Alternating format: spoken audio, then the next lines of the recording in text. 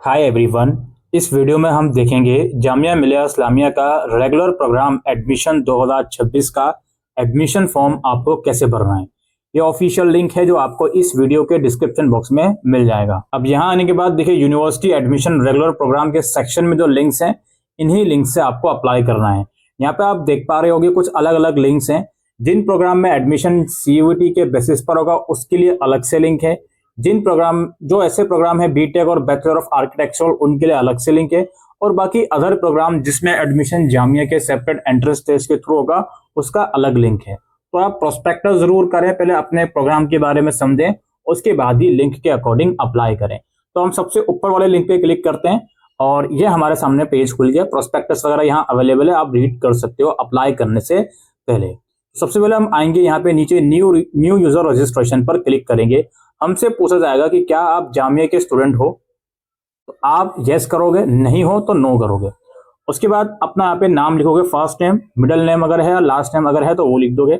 Gender select करोगे, date of birth, फिर mobile number यहाँ पे आप लिखोगे, फादर नेम, मदर नेम लिखोगे, ईमेल आईडी और दोबारा से ईमेल आईडी लिखोगे।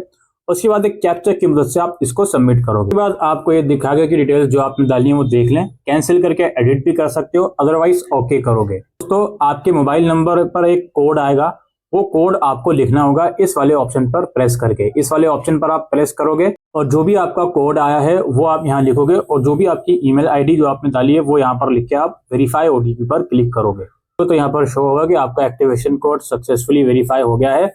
अब आप लॉगिन करो और अपना पासवर्ड क्रिएट करो। हम तो नीचे अब आपका उसी में शो हो जाएगा कि आप पासवर्ड बनाइए इस पोर्टल के लिए, जो भी आप इन फ्यूचर लॉगिन करने के लिए आपके काम आएगा। तो इस पोर्टल के लिए एक नया पासवर्ड बना लीजिए जिसमें अल्फा न्यूमेरिकल कैरेक्टर वर्ड्स वगैरह यूज कर लीजिएगा और फिर कैप्चा डाल के इसको सबमिट कीजिएगा। जैसे ही आप पासवर्ड सेट करोगे तो आपका पहला स्टेप जो है वो सक्सेसफुली हो गया है, रजिस्ट्रेशन वाला। अब आपके अपना पे शो होगा क्लिक हियर टू लॉगिन, आप इसमें क्लिक करोगे। अब ये वापसी आपको लॉगिन वाले पेज पर ले गया। अब यहाँ पर आपको अपने ईमेल आईडी, वो जो पासवर्ड आपने सेट करा था वो और कैप्चा की मदद से लॉगिन करोगे। साइन इन करने के बाद कुछ इस तरह का इंटरफेस आएगा।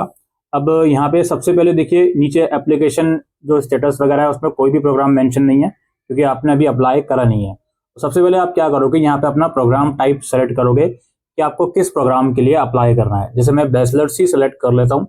उसके बाद मैं नाम सेलेक्ट करूंगा अपने प्रोग्राम का, मुझे बैचलर्स में क्या चूज करना है।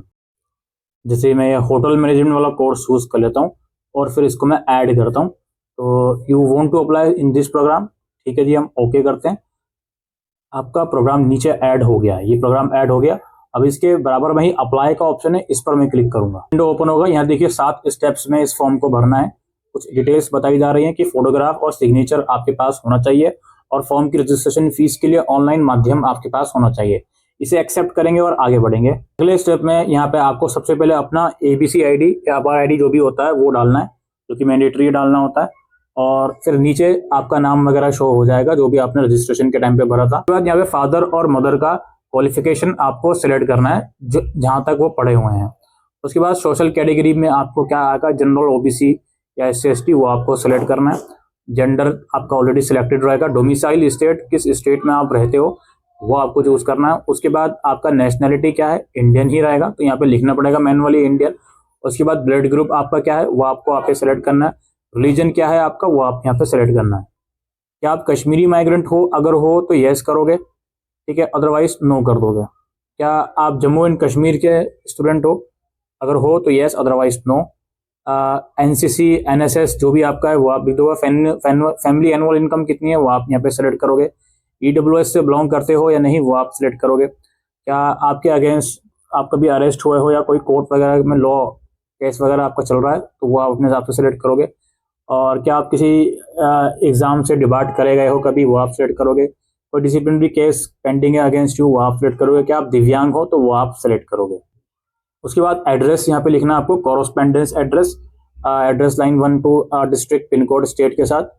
फिर परमानेंट एड्रेस, परमानेंट एड्रेस अगर सेम है तो इसी बॉक्स में टिक कर दो, वो एड्रेस दोबारा से लिखने की जरूरत नहीं पड़ेगी। इसे करने के बाद आप इसको सेव करोगे, शो होगा कि पर्सनल इन्फॉर्मेशन सेव हो गई है। फिर आप इसको नेक्स्ट कर लोगे। अगले स्टेप में एजुकेशन डिटेल्स आपको डालनी है। अब चूंकि मैं बैचलर्स के लिए अप्लाई कर रहा हूँ तो मुझे यहाँ पर अपनी 12th क्लास की डिटेल्स आई थिंक डालनी होंगी, तो मैं वो डाल दूंगा। और 12th के अलावा 10th की भी आप डाल सकते हो इसमें। जैसे आप कोई डिटेल्स डालते हो ना, तो नीचे यहाँ पे प्लस का आइकॉन होता है, उस पर क्लिक करके आप दूसरी डिटेल्स भी डाल सकते हो। जैसे यहाँ पे मैट्रिक्स की भी डालनी है, 10th की भी आपको डालनी ही है, 12th की भी आपको डालनी ही है, ठीक है। और मास्टर्स के लिए अप्लाई करो तो जाहिर सी बात है ग्रेजुएशन की भी आपको डालनी ही है। क्योंकि मैं ग्रेजुएशन के लिए अप्लाई कर रहा हूँ तो मुझे 10th और 12th की डिटेल्स डालनी ही है। ऑलराइट, ये डिटेल्स मैं डाल दूंगा। यहाँ पे क्वालिफाइंग डिग्री में जो भी मेरा है, पहले मैं 10th की डालूंगा, तो वो यहाँ पे मैंने सेलेक्ट कर लिया। डिग्री नेम यहाँ पे क्लास 10th में लिख दूंगा।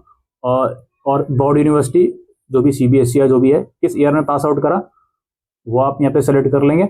मैक्सिमम आपके मार्क्स या CGPA कितने थे वो, अगर CGPA में तो कोशिश करें परसेंटेज में कन्वर्ट करके लिखें। डिवीजन आपकी क्या थी, फर्स्ट सेकंड थर्ड, वो आप सेलेक्ट कर लेंगे।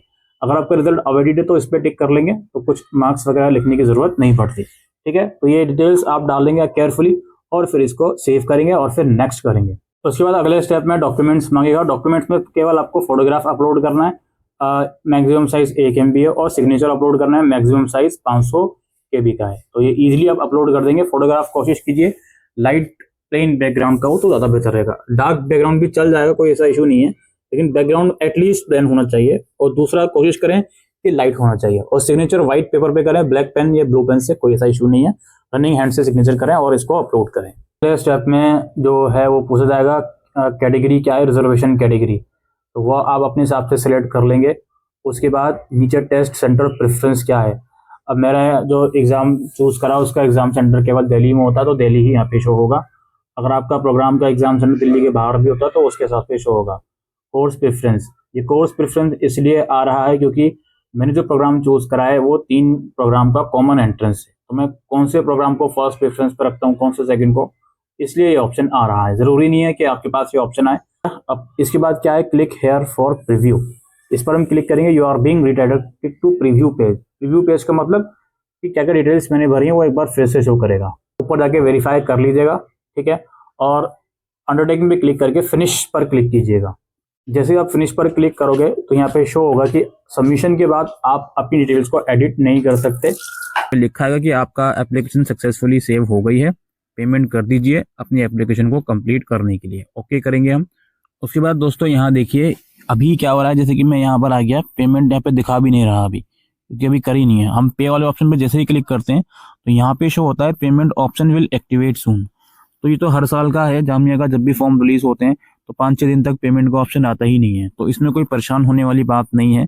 जब ऑप्शन आएगा तो पेमेंट कर लीजिएगा, और पेमेंट करने के बाद ये चीज कंफर्म कर लीजिएगा कि आपका पेमेंट स्टेटस सक्सेसफुल हो गया है या नहीं।